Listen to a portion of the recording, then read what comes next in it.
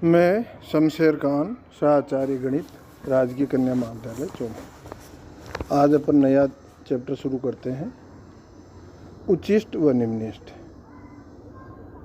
और अपने सिलेबस में दो चरों वाले फलन का उच्चिष्ट व निम्निष्ट है, एक चर वाले फलन का उच्चिष्ट व निम्निष्ट अपने सिलेबस में नहीं है। तो अपन पढ़ेंगे दो चर वाले फलनों का उच्चिष्ट व निम्निष्ट।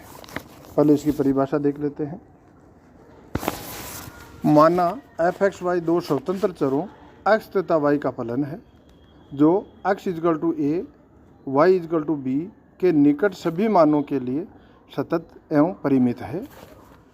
तो एफ ए बी फलन एफ एक्स वाई का उच्चिष्ट मान कहलाता है यदि h, k धन तथा ऋण सभी जो पर्याप्त छोटे हैं के लिए F A plus H comma B plus K minus F A comma B is less than 0। समझ में आया? मतलब इसे छोटे छोटे टुकड़े करके देखो। माना एफ एक्स वाई दो चरों एक्स तथा वाई का फलन है, मतलब दो चर वाले फलन का उच्चिष्ट व निम्निष्ट की अपन चर्चा कर रहे हैं। तो एफ एक्स वाई एक ऐसा फलन लिया जो दो स्वतंत्र चरों का फलन है, एक्स तथा वाई का।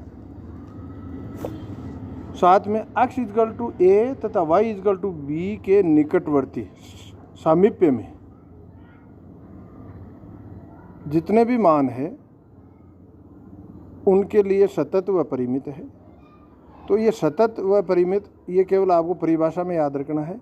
अपन जहाँ भी क्वेश्चन सोल्व करेंगे इसका टेस्ट करके अपने को देखने की ज़रूरत नहीं है। कंटिन्यूटी आपने पढ़ रखी है और नहीं भी पढ़ रखी है तो आपको उसमें केवल परिभाषा में याद रख लो।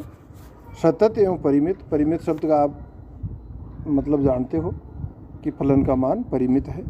तो x इजकल टू ए तथा y इजकल टू बी के निकट सभी मानों के लिए सतत एवं परिमित है। तो एफ ए कोमा बी फलन एफ एक्स वाई का उच्चिष्ट मान कहलाता है। मतलब एक्स वाई की जगह ए बी रखो और जो मान आता है वो इस फलन का उच्चिष्ट मान कहलाता है यदि एच और के बहुत छोटी धन या ऋण राशि, मतलब एच और के जिनका मान बहुत ही छोटा है, धन भी हो सकता है और ऋण भी हो सकता है। तो ये क्या है? मतलब ए प्लस एच या ए माइनस एच, मतलब ए प्लस एच प्लस की साइड में ए माइनस एच, मतलब ए के और एच और के का बहुत छोटा मान है, मतलब ए के बिल्कुल समीपे में, नज़दीक में। तो एच और के धन तथा ऋण सभी पर्याप्त छोटे हों, मतलब एच और के धन या ऋण हो सकता है पर बहुत छोटे मान होंगे के लिए F A plus H B plus K minus F A B is less than 0। इनका दोनों का अंतर 0 से छोटा है। तो फलन का ए बी पर मान, मतलब एफ ए बी फलन एफ एक्स वाई का उच्चिष्ट मान होगा। इसी प्रकार F A B F X Y का निम्निष्ट मान होगा यदि F A plus H B plus K minus F A B A comma B is greater than 0 हो। ठीक है, ये तो निम्निष्ट और उच्चिष्ट की परिभाषा है। आपको इसकी परिभाषा तक ही ध्यान रखना है और समझना भी है कि ए और बी पर उच्चिष्ट मान कब होगा, निम्निष्ट मान कब होगा। जब इनका अंतर लेस देन 0 है तो मान उच्चिष्ट है, ग्रेटर देन 0 है तो मान निम्निष्ट है। और एच और क्या क्या है? बहुत ही सूक्ष्म राशियां हैं, बहुत छोटी राशियां हैं। और एच ऋण भी हो सकता है और धन भी हो सकता है, मतलब ए के दोनों तरफ सामीप्य तो दोनों तरफ ही होता है, चारों तरफ होता है। तो ए माइनस एच और ए प्लस एच के मध्य, बी प्लस के और बी माइनस के मध्य। ठीक है, तो अब इनका अंतर यदि लेस देन 0 है तो फलन का मान एफ ए बी उच्चिष्ट मान होगा और इनका अंतर यदि ग्रेटर देन 0 है तो फलन का मान एफ ए बी निम्निष्ट मान कहलाता है। और ये जो उच्चिष्ट और निम्निष्ट मान है, इन मान दोनों मानों को ही चरम मान कहते हैं। ये क्या होते हैं? चरम मान। तो अब मैंने स्टार लगा के लिख रखा है, यदि एफ ए कोमा बी फलन एफ एक्स वाई का उच्चिष्ट या निम्निष्ट मान हो तो एफ ए बी फलन का चरम मान कहलाता है। अब फलन एफ एक्स वाई के चरम मान की कसौटी, फलन एफ एक्स वाई के चरम मान की कसौटी क्या है? Del F upon del X, मतलब एफ का एक्स के सापेक्ष आंशिक अवकलन और बिंदु ए बी पर, मतलब एफ का एक्स के सापेक्ष आंशिक अवकलन करके एक्स इजकल टू ए और वाई इजकल टू बी रखो, और जो मान आता है वो फलन एफ का y के सापेक्ष आंशिक अवकलन करके x इजकल टू a और x इजकल टू b से जो मान आता है, ये दोनों मान यदि बराबर हो तो ये मतलब किसी भी फलन का चरम मान विद्यमान है, इसके लिए ये क्या है? आवश्यक शर्त है। इसका डेरिवेशन किताब में तो दे रखा है, पर अपन इसका डेरिवेशन नहीं करेंगे, परीक्षा के पॉइंट ऑफ व्यू से ज़्यादा इम्पोर्टेंट नहीं है।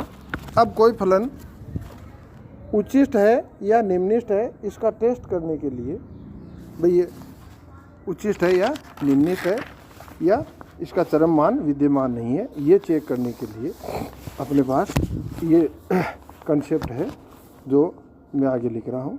Del F upon del X A B पर, इसको अपन पी कहेंगे। Del F upon del Y बिंदु ए बी पर, इसको क्यू कहेंगे। Del square F upon del X square बिंदु ए बी पर, इसे आर कहेंगे। Del square F upon del X del Y equal to S बिंदु ए बी पर है, इसको बिंदु इजकल टू एस कहेंगे।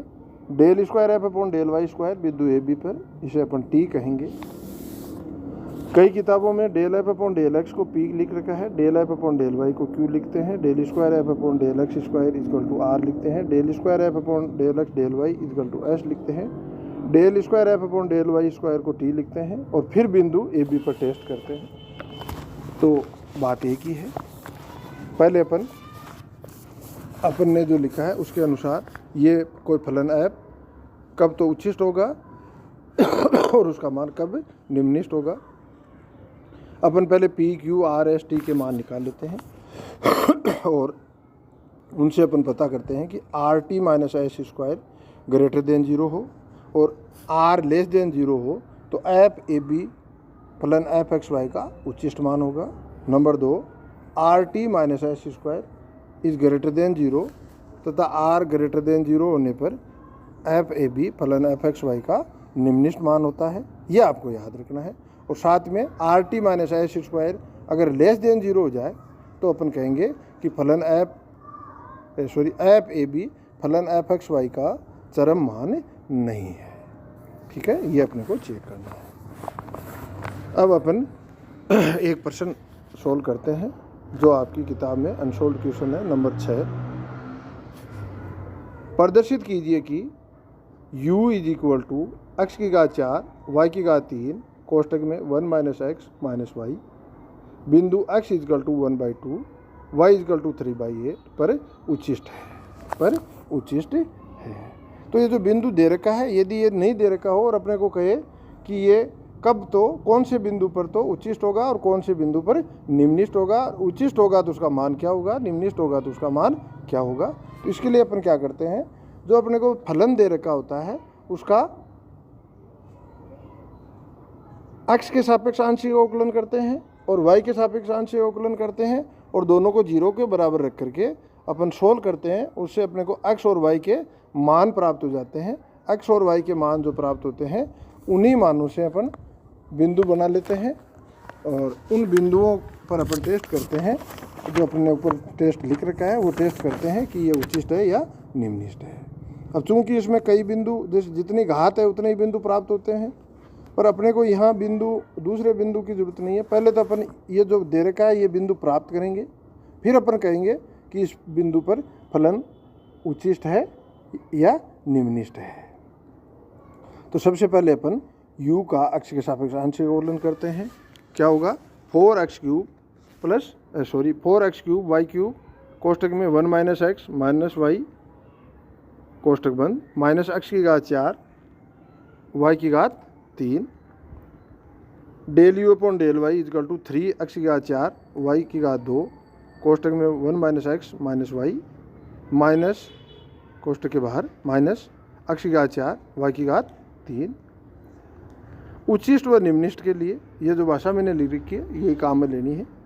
Del u upon del X equal to 0, del U upon del Y equal to 0। इन दोनों को अपन ने 0 के बराबर रखा और आगे सोल्व किया तो अपने को बिंदु मिल गया और तो 0 0 मिलेंगे। और अपने को जो प्रूव करना है वो बिंदु पहले अपन प्राप्त करेंगे। कई किताबों में तो सीधे इस बिंदु पे ही प्राप्त किया, पर अपन पहले प्राप्त करेंगे कि क्या ये बिंदु उच्चिष्ट या निम्निष्ट की लिए है। तो x equal to 1/2, y equal to 3/8 अपने को बिंदु मिल गया। अब अपन r निकालते हैं, del square u upon del x, बिंदु 1/2 3/8 पर अपन सोल्व करते हैं। तो देखो इन मैंने गुणा में छोड़ा है, तो क्यों छोड़ा है? क्योंकि ये सारी की सारी कैलकुलेशन अपने को करनी नहीं पड़े। हालांकि आपके पास कैलकुलेटर रहेगा, कैलकुलेशन करके देख लो। तो इसका मान आएगा -27 × 5/512 × 8 S equal to del square U upon del X del Y, बिंदु 1/2 3/8 पर अपन मान निकालते हैं। तो अपने को मान प्राप्त हो जाता है -27/512 × 2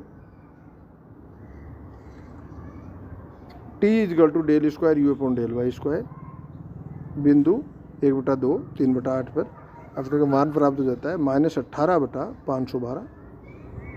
अब अपन RT - S स्क्वायर यदि करें तो इसका मान होगा 27 × 18/512 × 2 का होल घात 2 और ये क्या है? पॉजिटिव है, ग्रेटर देन 0 है। R का मान नेगेटिव है, लेस देन 0 होगा। इसका मतलब बिंदु x equal to 1/2 y equal to 3/8 पर फलन का मान उच्चिष्ट है। यही अपने को प्रूव करना था। अब 2-3 क्वेश्चन अगली क्लास में और सोल्व करके देखेंगे। अच्छे क्वेश्चन और जो आपके अनसोल्व क्वेश्चन दे रखे हैं उन्हीं में से अपन करेंगे। तो आप लोग जो अनसोल्व नहीं कर पाओ तो किताब के जो सोल्व क्वेश्चन है उनको ट्राई करो बिना देखे, और अगली क्लास में अपन 2-3 क्वेश्चन और सोल्व करेंगे। धन्यवाद।